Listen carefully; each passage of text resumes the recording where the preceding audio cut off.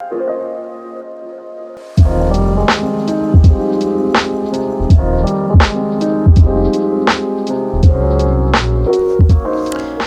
for clicking on today's video. We're going to look at Deuteronomy 6 in verses 1 through 3. Moses, he calls Israel to obedience, and they are to love God, and that's with verse 5. Now remember, again, just like I said in the previous videos, they are on the edge of the promised land. Moses is reiterating the story of Israel to the new generation as the old generation has died off. And so he is, reminding them of everything Israel has gone through thus far, their disobedience and lack of faith towards God, and how, that affected them and affected their journey and made it so much more longer, and made the original, generation, the first generation, not able to see the promised land. So he's saying, hey, this is what we went through, and, obey, love God. Look at what we've gone through. Don't be like us. And I think there's so much value in listening to people who have been there, whether it's your parents, or maybe you have a friend that's been through something that you haven't. Maybe they're a little bit older than you. Maybe they're the same age as you. I don't know. Just anybody. It doesn't really matter. Maybe it's somebody younger than you who's gone through something. And they're saying, I've been there, and this is what worked for me. And I think that is a little bit lost in today's society, but I'm getting off track. So Moses is encouraging them to obey and to love God.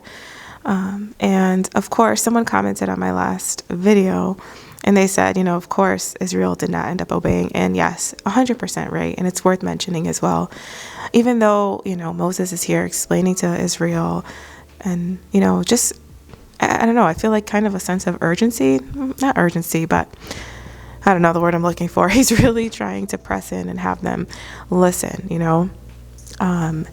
and he's even saying, teach your children, write it on the door, on your entryway. And he's saying, carry it on for generations. He repeats that throughout this chapter. But if we, when you read ahead, and especially in the book of Judges, the book of Joshua, which is next, we'll read how God helped them, through that time. But the book of Judges, man, Israel did not obey. They did not. And we'll read that when we get there. And Canaan was corrupt. And, we see that example with Molech. I forget which, when we read that, I believe it was back in Leviticus. But, we read about the Molech sacrifice and how they sacrificed children. God, of course that's not of God. And then in verses 4 through 9, Moses urges Israel to obey and to pass on the obedience to their children. Just like I said before, continue this, continue to be obedient for generations to come. And even though Moses is talking to Israel at this time, we too can even apply that, continue to teach, whether or not you have kids of your own, or if there's younger people around you, whether it's a coworker, niece or nephew, whatever it is, act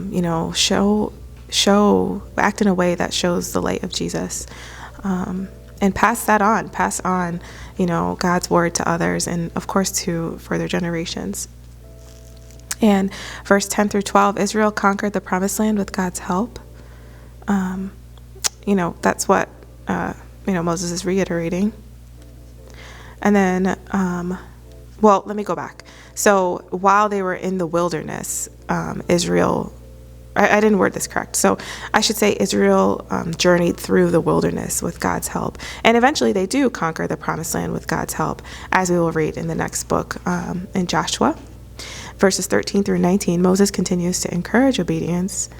And he talks about verse 16, Massa. Remember that story, water from the rock, in Exodus 17? That is when, Moses had that moment of disobedience, and he was not permitted. God told him that he will not be permitted to enter into the promised land.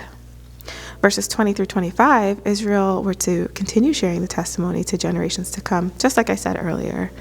And that's where we leave off until the next chapter. So again, just kind of remember this, have it in the back of your mind that, unfortunately, even though despite all these warnings, Israel, they were not obedient. And I think when you tune in to God, and when you are focused on God, and not focus on God for what he can do for you, but truly focusing on God to change yourself, right? Not like praying to God for him to change other people, but for him to show you what you need to change. He gives you those little promptings. And I feel like those are, I guess, warnings, for lack of a better word, but he'll put something on your heart to change. So I know I use this example a lot, but for example, if God is telling you to stop gossiping, he'll give you little nuggets of, just of his word to encourage you to stop gossiping. It's kind of like a warning, stop now before you get into a really big situation where it could have been prevented. I hope I'm explaining that okay, but much like Israel, how they received all of these encouragement and warning to stay close to God and to obey, and they didn't, and they fell into a lot of trouble, we too can heed that warning and promptings that God puts on our hearts. So I hope you learned something. I'm sorry I am so not feeling well. I'm sorry if my voice was super scratchy, but let me know what you learned. I post a new Bible study video on Wednesdays and Fridays at 7 a.m. Eastern Standard Time, and I can't wait to study the Bible with you again. Bye.